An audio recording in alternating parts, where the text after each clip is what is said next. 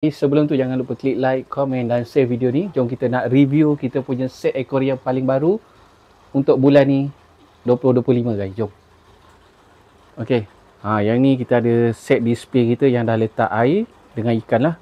Okey, first mula-mula kita ada set beg kuning nombor 1. Saiz dia 17 inci lebar dia dapat apa? Dia dapat hanging filter. Okey, kita bagi hanging filter, lampu LED, kaca saiz 17. Siap dapat cover nanti, cover aquarium pun kita bagi sekali. Okey. Yang ini penambahan dia. Ni beg kuning nombor 1 ni kita tambahlah internal filter. Ni buat penambahan. Okey, pokok ni pun penambahan dia lah. Ni kaca dia saiz 17. Okey, jadi ni kaca tebal, kaca bulat. Beg kuning nombor 3 dapat saiz 12 inci lebar guys. Cover, lampu, filter semua dapat sekali, nampak tak? Dia dapat sekali lampu dengan cover semula. Okey, beg kuning nombor 2 kita bagi saiz dia 15 inci lebar guys. Ni 15 inci lebar. Dia ni kaca tebal, kaca bulat juga. Okey.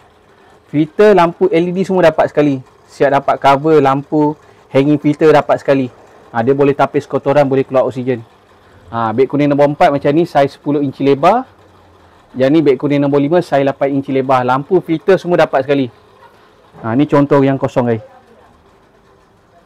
Okey, kalau korang berminat, boleh masuk dalam live kita ataupun order terus dekat beg kuning kita guys. Semua negeri kita boleh post. Thank you. Ready stock guys, memang lawa.